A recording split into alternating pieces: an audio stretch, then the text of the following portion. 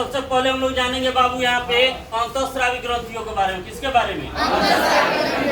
यानी हमारे बॉडी में बहुत ऐसी ग्रंथियां पाई जाती हैं जो अंतःस्रावी यानी कोई एक ऐसे ऊतकों में जुड़ी होती है या कोशिकाओं से जुड़ी होती है और आंतरिक भागों में उसके हार्मोन्स का क्या होता है?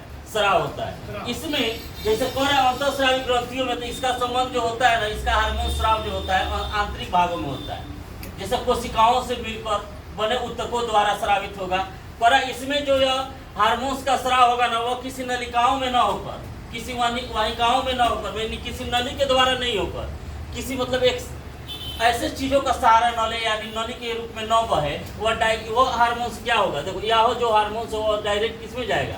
रक्त में जाएगा। तो इसको ऐसे बोलेंगे कि ऐसी अंतःस्रावी ग्रंथियों में ऐसे हार्मोन्स जिसका प्रवाह नलिकाओं में ना होकर डायरेक्ट रक्त में होता है, तो वैसे हार्मोन को हम लोग क्या कहते हैं? आंतरिक स्रावित हार्मोन्स या ग्रंथि कहते हैं। आंतरिक भागों में पाया जाएगा। अब देखिए यह आंतरिक स्रावित ग्रंथियां जो है ना बाबू, पर मनुष्य में, किसमें? मनुष्य में और केसुरकी प्राणी यानी वैसे प्राणी जिसमें स्पाइनल बोन पाया जाता है, जैसे रीढ़ की हड्डी पाई जाती है, रीढ़ की हड्डी पाई जाती है, वैसे जीवों को हम लोग क्या केसुरकी प्राणी में रखते हैं।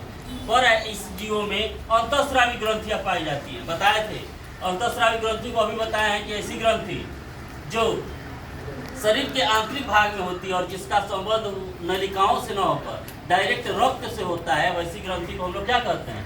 अंतःस्रावी ग्रंथि। अब इस अंतःस्रावी ग्रंथि में देखिए, अगर हम मनुष्य की बात कर रहे हैं, किसमें? मनुष्य की। सबसे पहले मनुष्य में देखिए पहला ग्रंथि पाया जाएगा जिसको हम लोग कहते हैं पीयूष ग्रंथि या प्यूटित ग्रंथि कहते हैं। कौन ग्रंथि बाबू? पीयूष या प्यूटित ग्रंथि। यह कहाँ पाया जाएगा बाबू? तो यह पाया जाता है बाबू आपके खोपड़ी के आधारीय भाग में, हाइपोथैलमस से जुड़ा रहता है। किससे? खोपड़ी के आधारी, खोपड़ी हमने के दिमाग है ना, एक आधारी भाग, आधार की भाग में कहाँ पाया जाता है? तो हाइपोथैलमस में, हाइपोथैलमस में, थैलमस में पाया जाता है। कौन ग्रंथि पाई जाती है बाबू? तो पीयूष ग्रंथि। कहाँ पाई जाती है? खोपड़ी के आधारी भाग में। कहाँ? हाइपोथैलम में। दूसरा कह रहा है थायराइड ग्रंथि है, या इसे हम लोग कहते हैं ऑटू ग्रंथि। कौन ग्रंथि? थायराइड ग्रंथि या ऑटू ग्रंथि।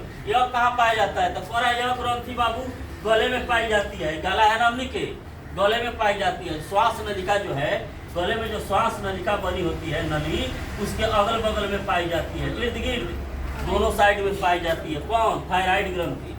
कौन ग्रंथि? थायराइड ग्रंथि। उसके बाद है पैराथायराइड ग्रंथि। कौन ग्रंथि बाबू? पैराथायराइड। और इसी को हम लोग कहते हैं पैराऑटू ग्रंथि। पैराऑटू ग्रंथि। यह कहाँ पाया जाएगा? तो कह रहा है पैराथायराइड ग्रंथि जो है ना, ये भी गले में पाया जाएगा। कहाँ पाया जाएगा? गला में ही पाया जाता है।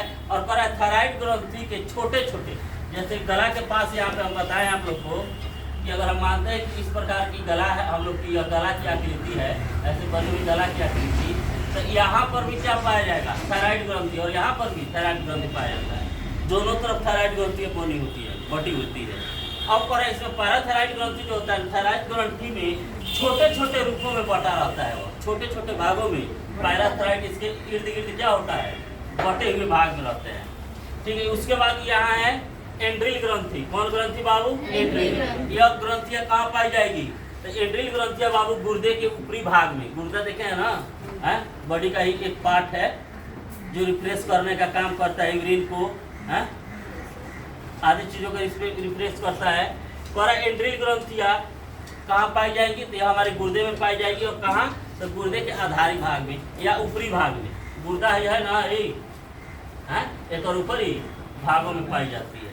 उसके बाद है थैमस ग्रंथि। कौन? थैमस। यह कहाँ पाई जाएगी बाबू? यह कह रहा है कि वक्ष में, सीने के पास पाई जाती है। अब इस ग्रंथि पे मतलब इसका और भी रिसर्च चल रहा है कि और भी यह ग्रंथियाँ और कितना बेहतर है, या इस ग्रंथियों से और क्या किया जाता है। मतलब यह थैमस ग्रंथियाँ डायरेक्ट आप लोग जानिए कहाँ पाई जाएगी? वक्ष में पाई जाएगी। और कोशिका, इनका काम होता है यह यहाँ से जो भी हार्मोन स्रावित होगा वह कोशिकाओं को इकट्ठा करने में, जोड़ने में कार्य करता है। कौन ग्रंथि? थाइमस। और पीनियल ग्रंथि कहाँ पाया जाएगा बाबू? पीनियल ग्रंथि करा, यह छोटी छोटी ग्रंथियां होती हैं जो मस्तिष्क के कॉपर्स से मिली हुई रहती है। कॉपर से मतलब पर है ना, कार्पस एक जगह एक भाग होता है मस्तिष्क का, वहाँ के निकट स्थानों से यानी कार्पस से जुड़ी हुई रहती है। कौन ग्रंथि? पीनियल ग्रंथि। अभी इतनी ग्रंथि के बारे में बताएं। पीयूष ग्रंथि कहाँ पाई जाती है बाबू? खोपड़ी में, हम लोग खोपड़ी है वहाँ। थायराइड ग्रंथि गले में, पैराथायराइड गले में। एंड्रियल कहाँ पाया जाएगा? एंड्रियल ग्रंथि गुर्दा में। कहाँ? गुर्दा में। थाइमस ग्रंथि कहाँ पाया जाएगा? सीने में।